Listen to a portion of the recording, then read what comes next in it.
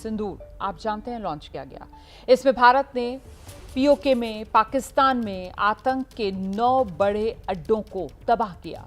इतना ही नहीं, इसके बाद पाकिस्तानी सेना के खिलाफ जबरदस्त जवाबी कार्रवाई भी भारत की तरफ से की गई। लेकिन देश के भीतर ऑपरेशन सिंदूर को लेकर विवाद थमने का नाम नहीं ले रहा। हाल ही में विदेश मंत्री एस जयशंकर ने कहा था, ऑपरेशन सिंदूर से पहले पाकिस्तान को जानकारी दी गई। इस पर विवाद शुरू हो गया। पहले नेता विपक्ष राहुल गांधी और अन्य जो विपक्षी दल हैं उनकी तरफ से आरोप लगाया गया, ऑपरेशन सिंदूर की शुरुआत से पहले पाकिस्तान को जानकारी क्यों दी गई, इससे भारत के राष्ट्रीय हितों एवं सुरक्षा को नुकसान हुआ, जिस पर बीजेपी पलटवार कर रही है। बीजेपी ने 1991 के समझौते को लेकर कांग्रेस को घेरा। बीजेपी आरोप लगा रही है पाकिस्तान से 1991 में समझौता किया गया, जिसमें जानकारियों के आदान प्रदान को लेकर सहमति बनी। बीजेपी ने कांग्रेस पर वोट बैंक के लिए देश को धोखा देने का आरोप लगाया। कांग्रेस कह रही है 1991 में चंद्रशेखर प्रधानमंत्री थे और उस सरकार से कांग्रेस समर्थन वापस ले चुकी थी, जिस पर बीजेपी कह रही है कि ठीक है, चलिए तब आपने समर्थन वापस ले लिया था, लेकिन ये जो समझौता हुआ था 1991 में, लागू 1994 में हुआ जब नरसिम्हा राव प्रधानमंत्री बन चुके थे, तो फिर कांग्रेस ने इसको लागू क्यों किया? हमारे साथ बातचीत के लिए बीजेपी सांसद निशिकांत दुबे। सर, आपने एक ट्वीट किया, उसमें कहा कि जो 1991 की कांग्रेस सपोर्टेड गवर्नमेंट थी उसने पाकिस्तान के साथ एक एग्रीमेंट किया, उसमें जो हमारी डिफेंस फोर्सेस हैं उनके क्या मूवमेंट है उसकी जानकारी पाकिस्तान के साथ शेयर करनी होगी। इसी बात को लेकर लगातार पहले से कांग्रेस जो है, एस जयशंकर जो विदेश मंत्री हैं, उन पर लगातार सवाल उठा रही है कि आपने पाकिस्तान के साथ जानकारी क्यों साझा की। जयशंकर जी का सवाल ही नहीं, सवाल तो देश का है कि आप करो, आप अब हरे हम। आज जो कुछ भी हुआ है, यदि कश्मीर का कुछ हिस्सा पाकिस्तान ने ज़बरदस्ती अपने कब्जे में कर रखा है और यूएन में आप चले गए रिजोल्यूशन लेकर, कौन गया? कांग्रेस गई। आज भी पिछले 78 साल से उस कारण से पाकिस्तान हमारे ऊपर जो है आतंकवादी घटना कर रहा है और पाकिस्तान के साथ हम बार बार 1950 में नेहरू लियाकत समझौता कर लेते हैं, 1960 में सिंधु जल समझौता कर लेते हैं, जिसमें हमारा पानी, हमारे किसानों को पानी नहीं मिलता है, पीने का पानी नहीं है, खेती के लिए सिंचाई का पानी नहीं है, आपने उसके साथ एग्रीमेंट कर लिया। 75 में बांग्लादेश बनने के बाद जो 93,000 सैनिक उनके हमने पकड़े थे, बिना आपने पाकिस्तान ऑक्यूपाइड कश्मीर जो हमारा कश्मीर उन्होंने ले लिया है 1947-47 से उनके पास है, बिना उसको वापस लिए हुए आप शिमला समझौता कर लेते हो, इसके बाद ट्रेस्ट समझौता कर लेते हो।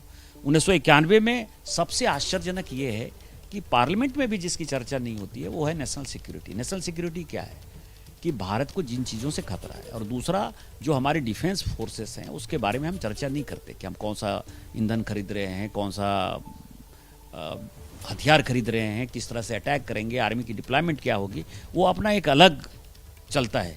आप ये समझिए कि पार्लियामेंट में एक सांसद होने के नाते नहीं चर्चा कर सकते, लेकिन 1991 में आपने ये एग्रीमेंट साइन कर लिया, 94 में इसको इम्प्लीमेंट कर लिया कि हमारी डिप्लॉयमेंट कैसे होगी, हम आगे के फोर्सेस कैसे डेवलप होंगे, आपके ऊपर हम अटैक करेंगे कि नहीं करेंगे।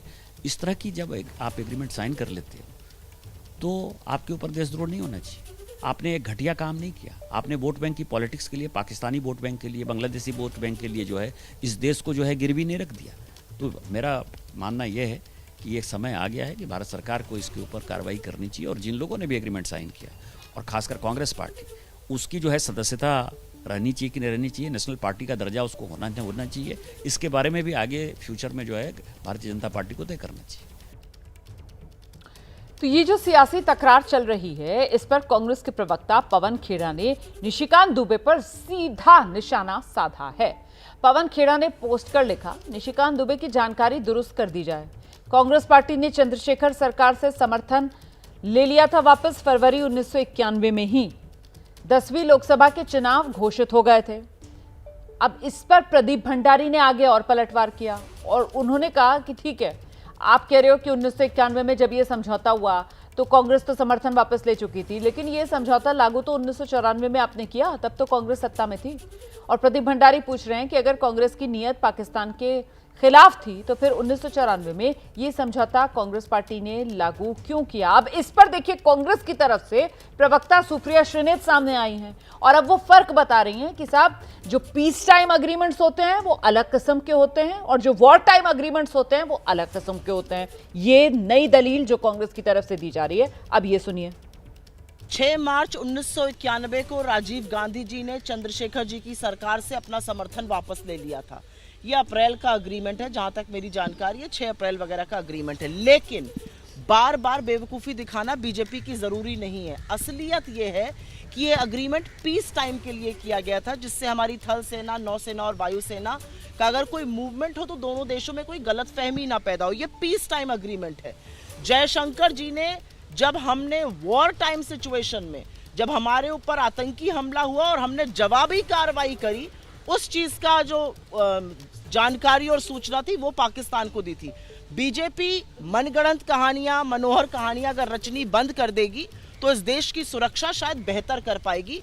रोज नए फर्रे लाकर आप अपनी बेवकूफ़ी दिखा सकते हैं, लोगों को बेवकूफ़ नहीं बना सकते।